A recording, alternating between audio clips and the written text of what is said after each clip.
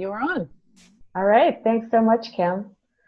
So once again, welcome. We're super excited to have you here tonight, and we're so happy you've joined us for this special event. My name is Sarah Cruz, and I joined the NHFA in 2010 and started serving on the board in 2013, and I'm currently serving as president of the board. And I live in Kansas. So our main speaker tonight is Lucy Basler, and she's joining us from Wisconsin. And Lucy is also, she's a charter member of the NHFA and has been involved from the very beginning, which was actually a year before I joined. And Lucy has spent her life mainly as an educator. She's also an ordained minister and a chaplain. She's worked in that capacity for hospice. She's done outreach for nonprofit organizations, one in DC for several years. But mainly, Lucy is an educator, and her work in home funerals is really about education and also about choice, letting people know that they have this as an option. And so Lucy has been doing this work for a long time and offered to tell us a story about having to really connect with the medical examiner in her town. And I'm going to let you take it from there, Lucy, and fill us in on how all this came about and what you're sharing with us tonight. Okay, thank you, Sarah. And I'm pleased to be able to share this story because there's so many lessons in it, I feel, and I'd like all the 100 chairs to be filled as was talked about. Anyway, in 2008, I was trained out with Jerry Grace, and as soon as I came back, I was on fire. I was all excited. I just knew that people would be flocking to my door wanting home funerals. And so the first thing I did is I contacted the medical examiner, who is one of the main characters in my story tonight. And I took him out for breakfast and gave him 5 pages to read while we sat there, so that he could know all about home funerals, ask me all the questions, and so we could also then have some kind of rapport. And he read all 5 pages, and he said, well, I can't fault any of this, except he thought it was very inappropriate for families to fill out the death certificate. They don't do that anymore. It's all digital kind of stuff. But otherwise, he understood everything, and it was sort of okay. So just keep in mind that he is the medical examiner that I talk about later on in this story. I always appreciate when people who call me and they want to do a home funeral and I want them to have attended one of my classes, because in my classes I explain everything. I'm available, the whole works. And sometimes I just get calls that the person just died, or in 2 days they're going to die, and they don't always have all the facts correct, and I have to. It's a real big bother. Well, the widow in this story is a good friend of mine. I did her wedding. She married Keith about 10 years ago, and she knew all about home funerals. Never came to a class, and but she's young. He was 71, and she's, I don't know, 56. I don't know how old she is. And anyway, I do want to tell you that Keith was a Vietnam vet, and because of Agent Orange, he was completely disabled and got around, but was not expected to die. He had sickness off and on, but not expected to die. Well, Meg is a massage therapist, came back from a day of working, came back about maybe say 4 o'clock in the afternoon, and there Keith was lying in his sitting in his favorite chair, and he was dead. So first she called family to come, And then she called 911. Now see, I can't even say this is what they do in all of Wisconsin. I will only be able to refer to Burnett County. It's probably similar. She called 911. The dispatch automatically called the EMTs. They're the ones that go to make sure that the person is dead or not. A sheriff's deputy goes to take pictures and record the occasion, so to speak. She calls we have a medical examiner. Some counties have coroners. The duties are basically the same. And lastly, but not leastly, is the hearse. They call a hearse. Because, of course, if anybody dies, they have to go to a funeral home, and so they would have that hearse right there ready. And that's what happened. And first of all, so Meg is overwhelmed that her husband had died, first of all. And then all of a sudden, there's all these people in her house. And the medical examiner that came was a deputy, and he was sort of a new one. Hadn't done this. He knew all the rules and stuff, but he hadn't been out he didn't know about home funerals. So he got there, and she said, well, we'll be having a home funeral. And he said, ma'am, I don't know anything what that is. She said, okay, I'm calling Lucy Basler, and she will tell you everything. So I told him, and he said, wow, that's interesting. He said, okay, listen, I got it. I'll go out and I'll tell the hearse person they can just leave and go home.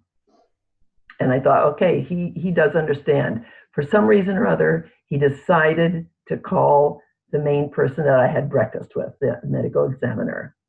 And the medical examiner, I don't know what side of the bed he had gotten up on that morning, but he was very rude and said to her that if she doesn't, he knew that she was going to have a home funeral, and if she does not take him, have him go to the funeral home to be laid out, that he would not sign the death certificate. And see, if she would have come to me, if she would have come to one of my classes, she would have known she could have done that, but she was scared. All of a sudden here, she has all this upon her, and she said, I have to have a death certificate because I have to prove that he's dead. And so she acquiesced and had him go. And she lives about 40 miles. We're up in the woods up here, and she's about 40 miles from the funeral home. And it's in the end of January, and we're having terrible snows, impassable snows. And so she's driving every day. They sort of do the Native American style of spirituality. And that's why she wanted him at home, especially because people would come there and they would have gatherings in the Native American way. Well, she had to take her friends along with her, or they would meet her there. And she tried to go every day, but she couldn't. But thank goodness the funeral home was very accommodating. I must admit, they were very accommodating and said, okay, you can stay, you can have him for 7 days. And so she would bring, I was there on the 7th day, and she had all these artifacts, I'll call them, that have to do with the spiritual ceremony that she was doing. And then finally, tearfully, she and her native helper and myself pushed him to the retort, and the three of us, pushed him in. And then I went home. Well, she was a wreck because of all this combination, but she had the presence of mind to call up every person, her son, the son's fiance, I think there was a sister was there, myself, the deputy medical examiner. I think those are the only ones, about 6 or 7 people, and had them write their experience. She wanted it documented what they experienced at that Saturday evening. And So I didn't get a chance to read them, but I had written mine and sent it to her. And she decided, well, we had talked, and I said, this was what the coroner did was against the law. In Wisconsin, the law is that the family has a right to have a body. They don't have to prove anything. They just have the right. It says funeral director has a right to have the body, but if the family wants the body, that is the law. And he knew that. And so I told her, I said, I think maybe you should get a lawyer and spell out everything that happened, and then see what we could do, because she wanted him fired. Because it's actually the county administrator is officially, I think, the one that hires the medical examiner, and she said, I already got a lawyer, but she said, let's go talk to the administrator of the county. So the two of us went, gave the whole spiel. As far as Meg and I were concerned, it was very convincing, because there was this big thing that happened that was against the law, and it really messed with her head and her grief and everything that was going on with her. And so he said, I would like this in paper, and but I will tell you, there's a lot of people who would like to sue the county for property rights and different things. So we don't just take them all. You have to go through the legal process. And so I went to this lawyer that Meg had picked out, and he was all excited about this lawsuit, because he was planning. He said, the funeral homes take advantage of people, and then we can have a big class action suit. And he was just going bananas, and I wanted to get out of there. We were concerned about Meg's issue of this medical examiner, not that the funeral homes were ripping people off. That was not the issue of the day. And so she really then disconnected with that lawyer. So I went to my lawyer. Well, he's not our lawyer. He's who we go to if we need a lawyer. And I explained it, and he said, I understand, but he said, I cannot take it, because if you're going to sue the county, I will not take this case. And I think, so I called the administrator, who I knew because I'm a chaplain for the sheriff's department too. And I called him and I said, what can we do? And he said, well, listen, you write a letter, a clear letter of everything that happened, and send it to me, and I will present it in front of the board, the county board, and we can decide on whatever to do. So not only did I write this, but actually Meg is the one, her name is at the bottom. I wrote the letter. She okayed it, and she proofed it and made sure everything was okay. And at the end of the letter, then I also included the state statutes, because about death and dying, or the death, because people aren't really that familiar with it, especially the county board, I would think. And it was presented. And after 2 months of meeting, they meet once a month. So after the second meeting, I called up the administrator, because I hadn't heard, and Meg hadn't either. And I called up and said, what were the results? And he said, well, we're denying it. We're not going to be paying anything. And what Meg wanted was, she was not planning on having, well, she was planning on having a cremation, but she was having the cremation at a friendly, I should say, a friendly funeral home, crematorium, that only charged $300. But she was required to keep him at this other funeral home, and her total cost was a little over $3,600 for that time. And she's a massage therapist, that's it. And he's on disability. I have no idea how much money that was, but money was not something that they had plenty of. And so to shell out this $3,600 for something she didn't want just was damaging to her soul, actually. And and we mentioned that in the letter, that was the cost for the cremation, whereas if she would have gone to this other one where I tell people to go if they're doing a home funeral, $300 is a lot less, and it's a little easier to pay. So that was all in this letter. And so I said to the administrator, well, now that the county board denied it, what happens next? He said, well, there's a committee that will go over it again. But he said, I'm sure it's going to be denied. And I guess they bring in the insurance company. And the insurance company also examines it. And he said, after the insurance company examines this letter, he sort of knew already. He said, they will tell you why they denied it. Now, I don't believe for a minute that it's the insurance, I shouldn't say that it's the insurance company that actually does the denial.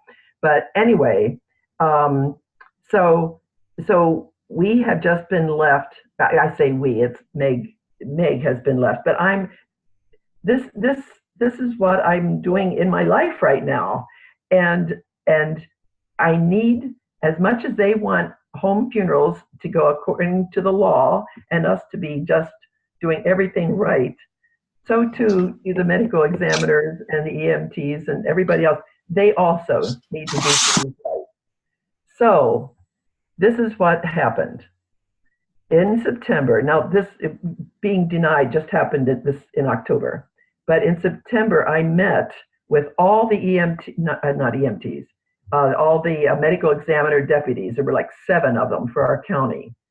And I told them this story. Well, actually it wasn't quite this story, because I just could not look at this guy I had breakfast with and who knew all about home funerals and just point my finger at him. But I alluded to the fact that this is all legal, and that it is the responsibility of these people to know that it is legal, and they cannot force a family to do something that is against their wishes. So they were stunned. They had no idea that this was legal, and I gave them a sheet that told like, this is what a home funeral does. This is what a regular funeral does. How it works, and obviously the grief and all that is much simpler, and not simpler certainly, but I call it healthy grief happens when you have a home funeral. And then I also stated the law. The law is very, very important to these people, and they were very gracious and thanked me very much for that presentation. And they said they would be mindful of all that they had learned. And this the main medical examiner sat there and said, okay, folks, the next time you go, and if somebody, now this is only like maybe the 4th home funeral I've had in my whole county. I mean, this county they come to my classes, but they're afraid of having home funerals, I guess, I don't know. He said, okay, now you hear this. So when you go there, and they look at the medicine, and they have their responsibilities to do at the scene. Then he said, if they say they want to have a home funeral, you just give them your card and say that you have my sympathy, and then you just leave. Which is not what they do now. They stay there until the body is loaded into the hearse. And so that was done. So all that in our county with the medical examiners, that they're covered. Now the sheriff's department, our sheriff's department is under a little bit of chaos right now. But once we have the election is over and things are going to be better, they're having me, because the deputy goes to all the deaths, and we don't want. I said, I don't want a deputy saying, "What? You're going to have a home funeral? I never heard of that." I want them to just to be gracious and say, or sympathetic and say, you know, I'm sad for your situation, or however you want to say it. And I want to meet with the EMTs. It's very difficult to do this. People are very busy and they have all these different schedules. But it is imperative that in our counties, we know, or the different counties that we work in. I have yet to go to a neighboring county. I do a lot of, my teaching, I just taught a class yesterday, and it included all the way from Superior, Wisconsin, and Ashland, which is north, all the way south of where I live, which is like 100 miles from there. So it's a big, big area, and I need to go to all those places. I don't have anybody right now who is interested in following my footsteps. Let's see, what else?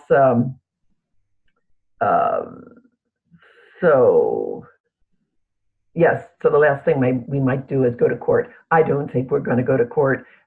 We did ask, when I wrote the letter, Meg was very pleased. She didn't ask me to do this, but I did. And the end of the letter says, besides the compensation from Burnett County, I want, now this is Meg writing this, I want a letter of apology from the medical examiner. And she names him. And that won't be coming either, I'm sure. And so I'm here to not only to hopefully open your eyes to an area that really needs attention, but I'm here to listen to anything you might suggest to me and to the rest of us, how this better could be handled, and what I mean. I hope you can feel this frustration that I have over this, and so what can I do to relieve that frustration? And I have a clarifying question. Good. So when you said the deputy has to be at every death, or you're talking about an unexpected death, kind of like your friend's husband, where the coroner is showing up. Surely the deputy's not coming to like hospice death. No, these are 911 calls. Okay. You call 911 and you get the dispatch at the sheriff's office. I see. And then they call. No. So this huge thing that you're trying to do is educate all the EMTs, all the medical examiners in your region, all the sheriff's deputies to say this is legal. And so you're providing them with not only sort of the philosophical differences why someone might choose to have a home funeral, but also with all of the laws as they're written in the state of Wisconsin, and why that you're protecting families' rights. Right. Yeah, it's a good approach, but boy, that's huge. Necessary. Yeah, absolutely. And you know, I've thought about it in my own town, like talking with the medical examiner and thinking about giving a talk to the law enforcement, and I'm scared to do that, you know? So I commend you. You aren't scared to do that. Hi, this is Terry. I have something to say when the time is right. Okay. Go ahead, Terry. Go ahead. Hi, folks. Hi, Terry Skavronik. I'm on phone here. I wasn't able to get in. Thank you, Lucy. Thank you. That was a very painful story, actually. I mean, good to hear, but wow, that was really painful. That was rough. I have to say that I am surprised that it actually didn't also involve an autopsy. To be honest, here's something that I do. I troll Kickstart campaigns, GoFundMes, and I look at how many people are trying to fund funerals, and I kind of follow this on a semi-regular basis to see what the economic conditions are. And what I do is then I call these people. You can find anybody, and I get their story, no matter what state in the union they are, all across the United States, and then I call their coroner's office or their medical examiner's office, and I try to work something out for these people, because, you know, the medical examiner and the coroner will ultimately as much as they don't want to, they will take possession of what's fundamentally an abandoned body. So I talked to a lot of medical examiners and coroner offices, and there's an enormous range of personality and responsiveness. One of the big things that always comes up is anticipated, as you brought up, Sarah, or unanticipated death. So that his was an unanticipated death. It's perfectly reasonable, right, that the medical examiner came in with his chest all puffy.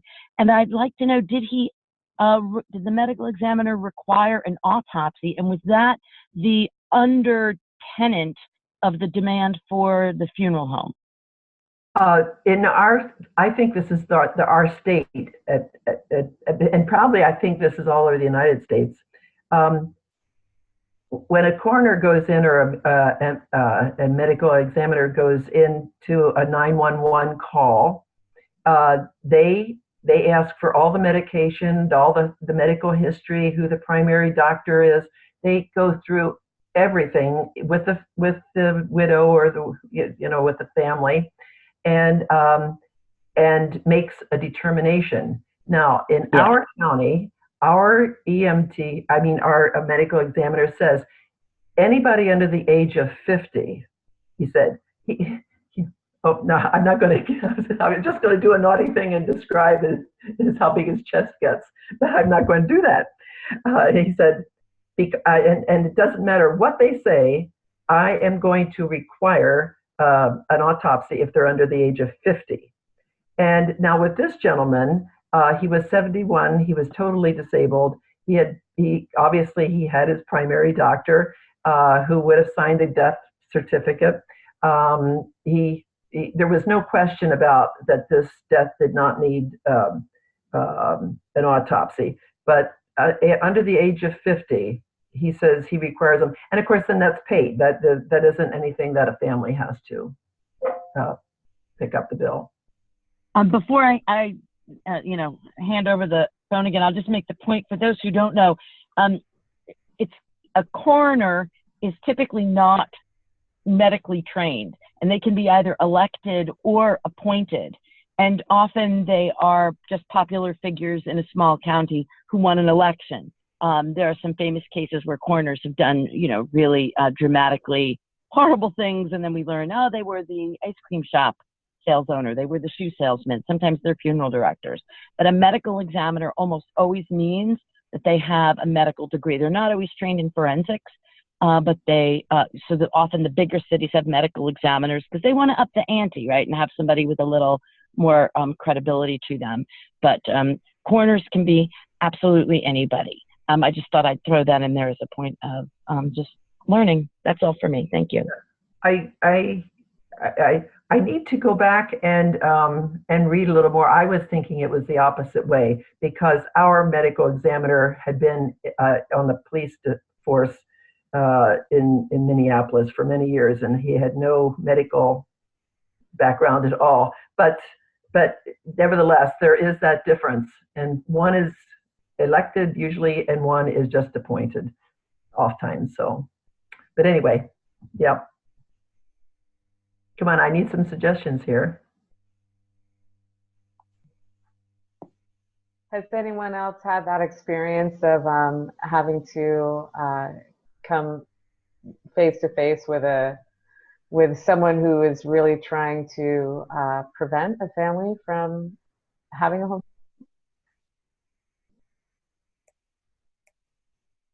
Well, and so I've been doing this for 10 years. And I'd never had this before. So it's not something that is common, I don't think. But when it does happen, it's traumatic to that one family. And that's enough for me. Well, a friend of mine in Colorado, his mother died at home, and they, I don't know the name of the,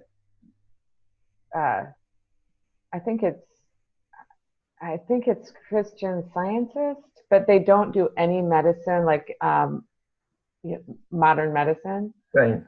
So she wasn't on hospice, although she could have been, but she wasn't taking any pain medication. It was just a really long, grueling experience. And then she died. And so in effect, it was an unattended death because she didn't have a doctor, a medical doctor. And so the coroner or medical examiner, it was one or the other, shows up and was insisting that they were going to take her body. And my friend was insisting that they were going to keep her body at home and care for her there. And finally said that you are infringing on our religious rights. And that was the thing that got the medical examiner to say, okay, I wash my hands of this. You guys are on your own. So, I mean, that's just one example, the only one I could think of how people were able to claim the religious rights thing. And that might be true. Maybe, Terry, you could answer that in terms of an autopsy, even with someone under the age of 50, like this guy is saying, if the family says that goes against our religious rights. You know, I can speak to that, and it boils down to exactly the same thing all these cases boil down to, and that is who's on shift, who's the person on the shift, you know, who's working the night shift. We think of these as large bureaucracies that work well and that have a consistent message within them, but in fact, it's really a person-by-person instance, often because what we're asking, either a home funeral or abstention from autopsy, are rare questions. So they don't know what their policy is. Then they make a good guess at what a policy is, and then they think they say what they think the policy should be. So in some cases, yeah, you can get away with. I don't mean you're trying to get away with something, but you can avoid autopsy through a religious exemption. But sometimes you can't make that case before the autopsy is already underway.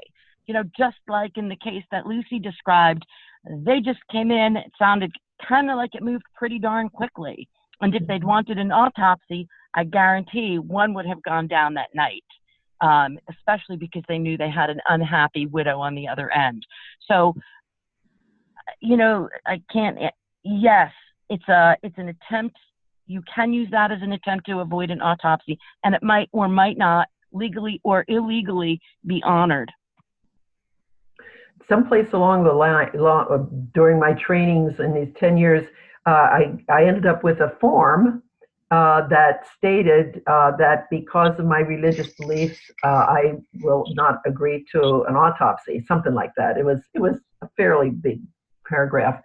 And so I showed, I'm so open with everybody. So I went to this medical examiner. Now this is 7 years ago or whenever. And I said, I have this form. What do you think about it? And so he read it saying, you know, that because of religious, and he said, throw it away. That doesn't mean a thing to me. If I say they need an autopsy, they will be autopsied. So as noted, it just depends on what shift, who's on that shift that you get, you know.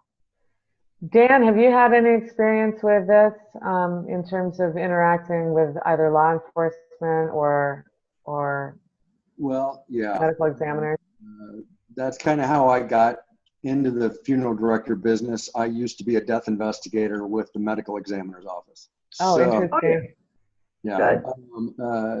First of all, let me agree with Terry. Normally, and maybe different in Wisconsin, but a medical examiner has a medical degree. A coroner is an elected or appointed person. And I'd say that 85% of the coroners across the country, particularly in rural areas, are the local funeral director.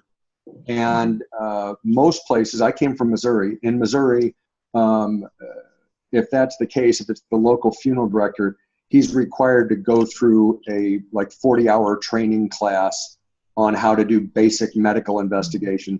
And then if they do have something where there's an autopsy needed, then the body is sent to the nearest big city where there is a medical examiner's office, and they sub it out to them, if you will.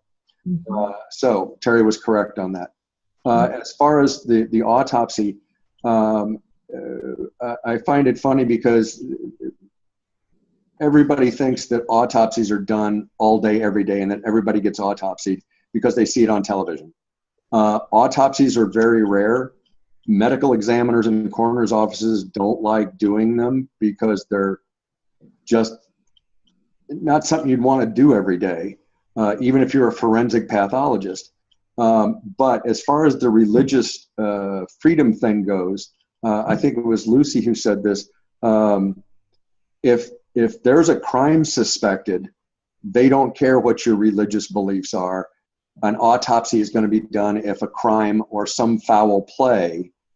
So in other words, grandma dies at home, but there is evidence that the cause of death was actually she fell down the stairs.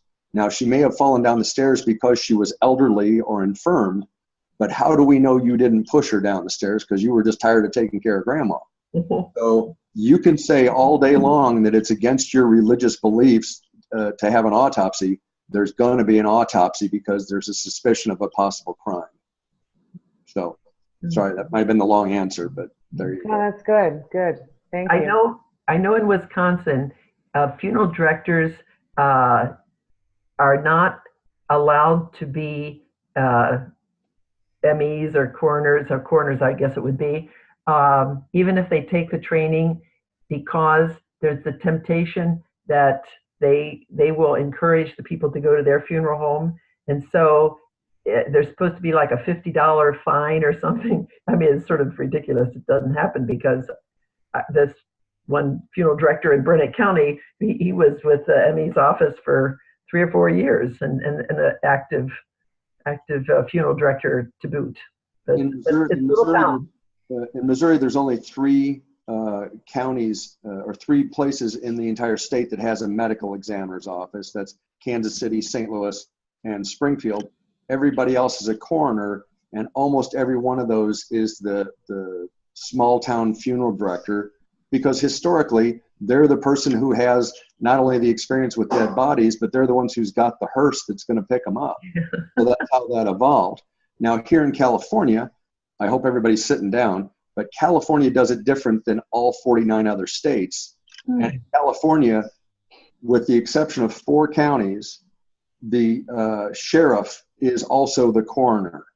So the county sheriff is also the county coroner, and every one of his deputy sheriffs are not only deputy sheriffs, they're deputy coroners. Wow. So they come and do the preliminary investigation.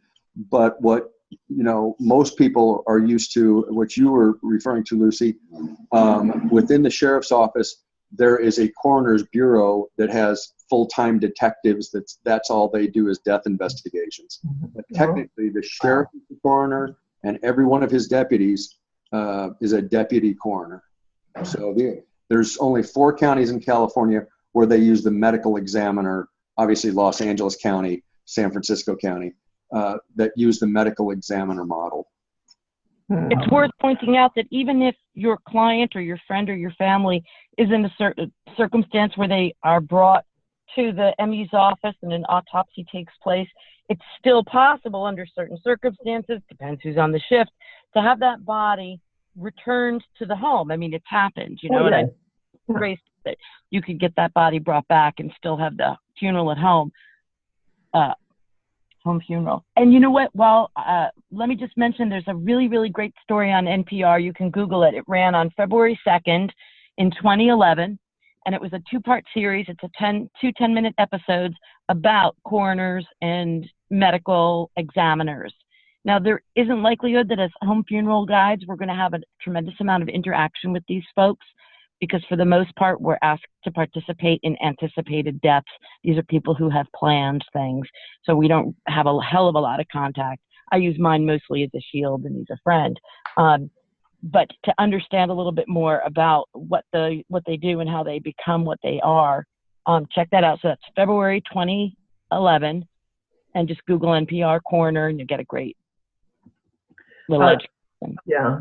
What I was told by the sheriff's department, one of the investigators, is that if it's required to have an autopsy, or if the person was in an accident, because sometimes, like an automobile accident, and then they split open their head or something, that that, well, let me not talk about that accident part, but with the autopsy, inform them that the body will be returned to the family, have it, a note on the toe or something, and then they will sew up the body a little more completely, and so that the family won't be as traumatized. So but they will return them back to the family, but. Does anyone else have something they'd like to add to this conversation or a question? I just want to. Once again, sorry, Oh, since I did the pitch last night on the business realm, this is precisely why it's such a concern when business becomes the animating force in the home funeral world. The educational piece can sometimes fall away. So thanks, Lucy, for emphasizing how critical it is that we continue to carry the message and educate people, and that the motivation be informing not just the citizenry who might want the service, but all those levels of authority. Thank you so much for making that point. It's absolutely critical to the success of this. Thank you. Thank you.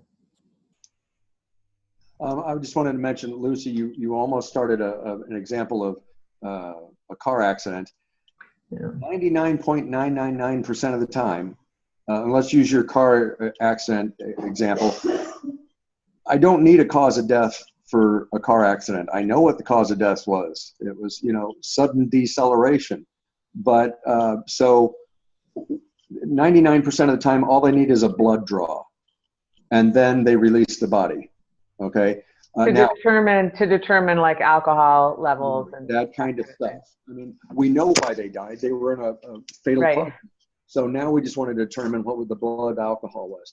But they'll do the draw, and now the results of the draw might take 8 weeks from the lab, but they're not going to hold the body that entire time. They draw the blood, they release the body. Okay. Now, as far as releasing the body to the family, and this, I kind of brought this up last night. If you've got a coroner's office or a medical examiner's office that will not release a body to a family, find yourself a home funeral friendly funeral director. We exist. And have them release the body to that funeral parlor. Because yes, you're going to find some coroner's offices and some medical examiner's office who just flat out say, we only release bodies to mortuaries. So find yourself one that will work with you for home funerals. You're probably still going to do the death certificate paperwork anyway.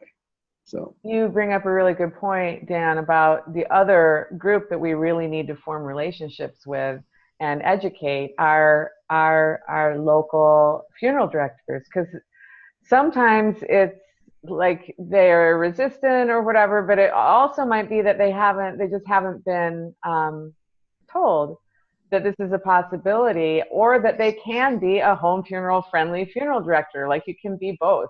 And so that's another relationship to form that is really important, because then that funeral director can bring the body to your house. I'm a big believer in training everybody. I train hospice nurses and doctors. I train coroners and medical examiners. I train sheriff's deputies. And the reason for that is none of them are trained. There's not one day in medical school where you get trained on funeral law. There's not one day at the law enforcement academy where you're trained in funeral law. We, the people on this call, the 19 of us, are going to be the ones that educate these people.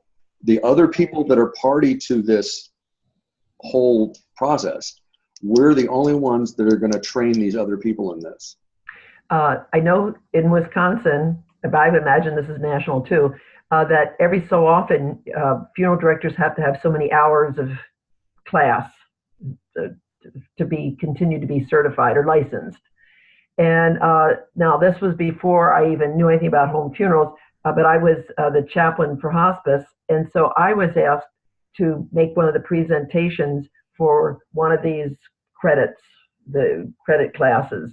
And, but my experience was when I was in hospice, I did funerals in maybe a total of 10 funeral homes in all northwestern Wisconsin. And so I knew the funeral directors very well. And then when I retired and then I went into home funerals, I went to all of them and sat down and I said, I've just started a new way of living and this is what I'm doing. And some were exceedingly friendly and encouraging, and it was wonderful. And one of them said that there wasn't any room for the two of us in Burnett County. I mean, it was like wow, there's some Wild West stuff going on there. So the question is, Lucy, when did he quit? Yeah. But, you know, I just got to tell you, just because we have 2 minutes here, maybe, or to spare, I did not anticipate. This was over the telephone, by the way. His was the only one that was telephone. And I did not think ahead of time what to say. And what came to my mind is I said, you know, for all these years, Webster, this is where I'm from, he is the funeral director for the whole county. And I said, all these years, there's been a Macy's store at Webster. And everybody in Webster has to go to Macy's because that's the only place to go. And I said, now there's a Target. I don't know if you guys know Target, but it would be like a Walmart, you know. And now they have a choice. I wanted to let him know because he said, you're such a spiritual person. Why would you want to do this? I said, because I'm a spiritual person. So anyway, that's a little story. It's small town stuff. Can I just take a second, Sarah, and just follow up on what Lucy was sharing about the hospice? Yes. I had an experience literally today, this afternoon. I'm working with a home funeral family, and the wife is, you know, moving forward. We're talking about everything, and her husband's on hospice, and she calls me today and says, I just got a call from the social worker and the nurse, and they're telling me they spoke to the local Department of Health, and I cannot do a home funeral. I can only keep the body for 6 hours. Immediately got on the phone with her, and the two of them were going to her house. So we had a 3-way call. They put me on speakerphone, and I was able to gently educate, and it was just such fear. The nurse was so afraid about all the bodily functions and things, and could the family handle it? Finally, the social worker said, I get it. She can do this. You know, it's her right. And so it was just a beautiful thing, and really just another opportunity to educate. And I offered that, you know, I'm here in Baltimore, that, you know, my threshold circle, if the hospice is open and willing to come up and do an in-service for them, and they jumped at that opportunity. So you know, it was great to be able to educate 2 other folks, and they're going to go back. But one of the new nurses was scared, and she ran to the local Department of Health and was provided misinformation. So it's out there. Yeah. Yep. Wow, we have a big job ahead of us, you know. I mean, we have to create these webs of home funeral knowledge, and just this conversation tonight has made me realize how many connections are needed in order to kind of change the culture around home funerals. Can I add one other thing? We're talking about fear, and so one of the women who came to one of my seminars actually went to her church women's group and said, we've just got to have Lucy Basler over to tell us about home funerals. And so they thought that was a good idea. Well, the pastor's wife was part of this group. She goes home and says, they're going to have Lucy Basler, who everybody knows me. So she said, they're going to have Lucy Basler over to talk about home funerals. And he said, no, they aren't. And it took me a couple years until I found out. He thought a home funeral was that if I was to help with a home funeral, that the funeral service would be in the home and I would do it. He said, these are my parishioners. I'll do their funerals. Oh. Misunderstandings. Oh my gosh. Anyway, so there's all kinds of ideas lurking out there. Yeah. Yeah. Well, thank you so much for sharing. And I want to just say a few words about the National Home Funeral Alliance. And I know all of you are aware of this because presumably you're members. But we want everyone to know that home funerals are legal and safe. And that's why it's so important that we have conversations like this and really demystify what after death care is about, and release some of those fears. So our mission at NHFA is to empower families and communities to care for their own dead by providing educational opportunities such as this and connections to resources that promote environmentally sound and culturally nurturing death practices. So if you haven't had a chance to get on the website, take a look. We've got so much information on there, including you can be listed in our directories of where to find home funeral guides, home funeral education programs, home funeral friendly funeral directors. And so if you know someone like a home funeral friendly funeral director that you tell them about the NHFA, they can then be listed in their state. We list by state, also celebrants and clergy, and then like threshold support groups who are available when needed. So the website is homefuneralalliance.org. And also, as you probably are aware of, this is kicking off our fundraising month. At NHFA, we have no paid staff. We are a 100% volunteer-run organization. So we count on donations in order to be able to operate. I give monthly, kind of like Angie said this last night, but we make it very simple. You can have a recurring donation that comes in once a month, and that helps out a lot.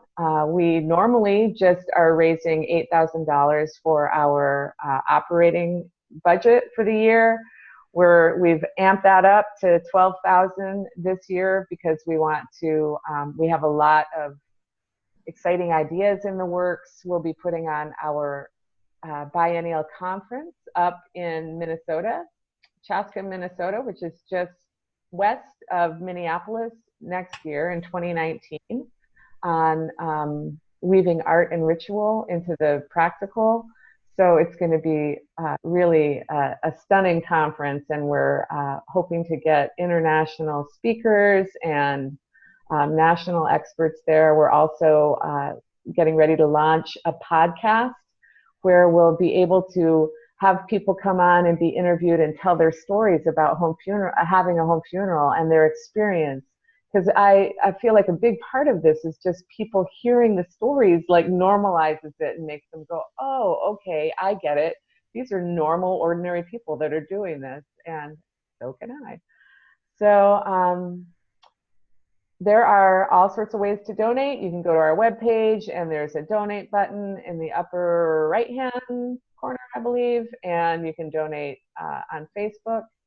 And we really are just so grateful for all of that. I know some of you have. We also have a special drawing that we're going to be doing for all of the NHFA books, and there might be a couple of surprises in that as well. But anyone who donates during the month of November will get their name into that hat, and it'll be a random drawing at the end. So on behalf of the entire board of directors, thank you so much for joining us tonight. Thank you for sharing your story, Lucy. And just so you know, the NHFA exists because of members. And again, we don't charge for membership. We just welcome everyone because we feel like this information needs to be accessible to everyone. And we thank you so much for your good energy, and thanks for being here. Hope to see you again tomorrow night and Sunday as well.